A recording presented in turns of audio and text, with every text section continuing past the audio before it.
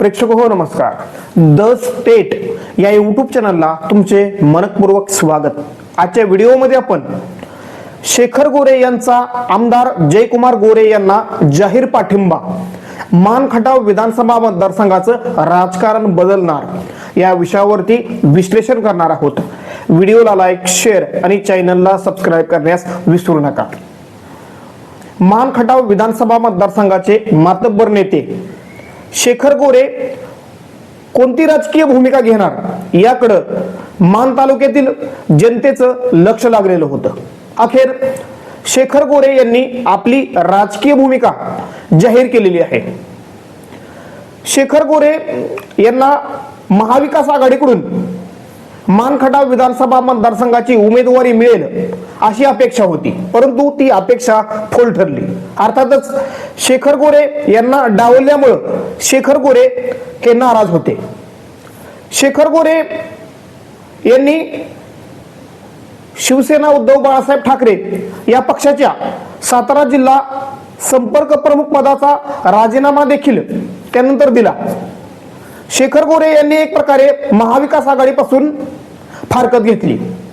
त्यामुळे अर्थातच शेखर गोरे मान खटाव विधानसभा मतदारसंघामध्ये निवडणूक लढणार की ते कोणाला पाठिंबा देणार याबाबत उत्सुकता लागलेली होती. अर्थातच शेखर गोरे यांनी आपला उमेदवारी अर्ज भरला नाही, मात्र शेखर गोरे यांनी मान खटाव विधानसभा मतदारसंघामध्ये मान खटावचे विद्यमान आमदार जयकुमार गोरे यांच्या पाठीशी उभं राहण्याचं ठरवलेलं आहे.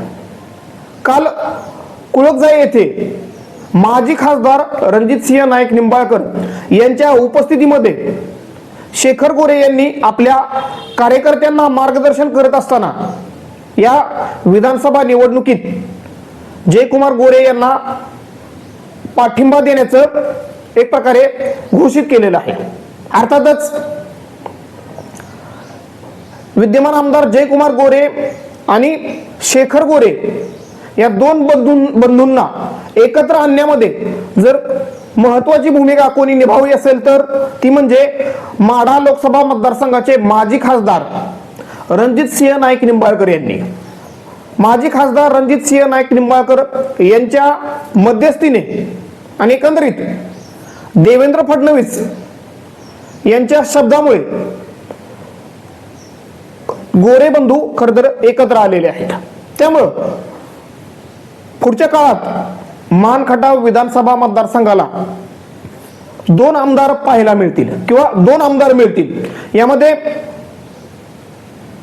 विधानसभेमार्फत जयकुमार गोरे, त्याचबरोबर विधान परिषदेच्या माध्यमातून शेखर गोरे हे आमदार होतील अशा पद्धतीची चर्चा ही सध्या मान खटाव विधानसभा मतदारसंघामध्ये होताना दिसते.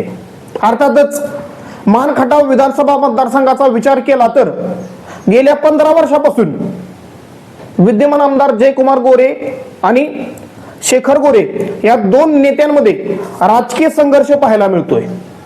2014 तसेच 2019च्या विधानसभा निवडणुकीत शेखर गोरे यांचा जरी पराभव झाला असला तरी सुद्धा त्यांनी निर्णायक मते मिळवली. 2014 मध्ये 52,000 मते, तर 2019च्या विधानसभा निवडणुकीत शेखर गोरे यांनी 37,000 मते मिळवली.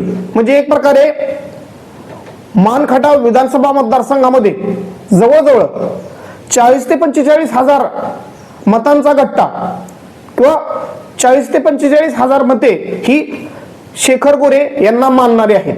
त्यामुळे अर्थातच या विधानसभा निवडणुकीत विद्यमान आमदार जयकुमार गोरे यांना शेखर गोरे यांनी पाठिंबा दिल्यामुळं अर्थातच जयकुमार गोरे यांची बाजू ही अत्यंत बळकट झालेली आहे.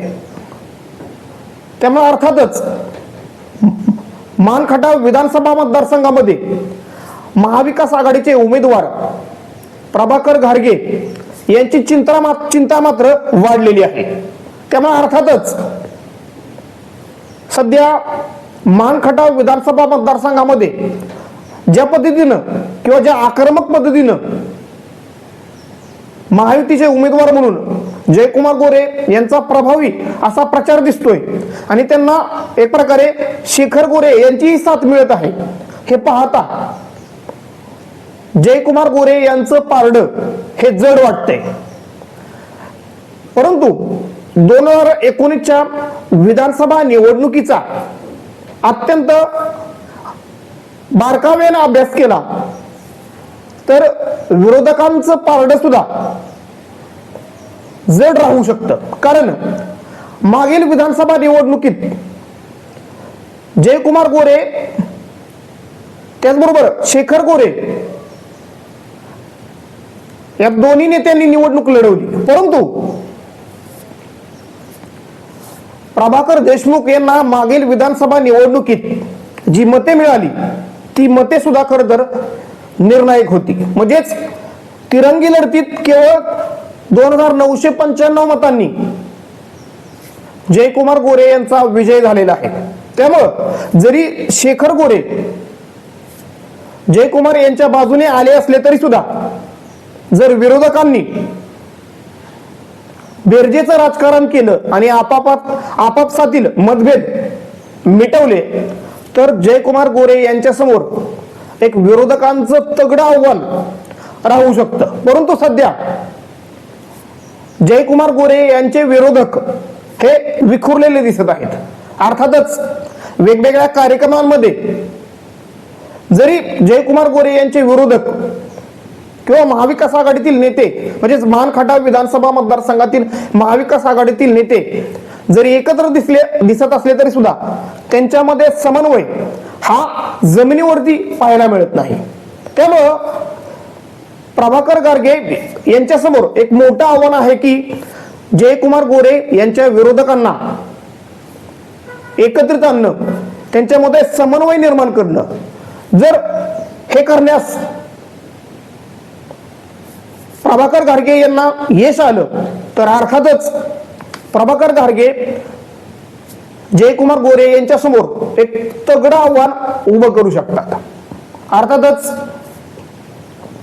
शेखर गोरे यांचा पाठिंबा जयकुमार गोरे यांना मिळाल्यामुळं दोन बंधू खरं तर एकत्र येणार आहेत आणि त्यामुळं जयकुमार गोरे यांचं एक परसेप्शन म्हणजेच जयकुमार गोरे हे निवडून येऊ शकतात अशा पद्धतीचं एक मजबूत असं परसेप्शन मान खटाव विधानसभा मतदारसंघामध्ये चांगल्या पद्धतीनं बनताना दिसते.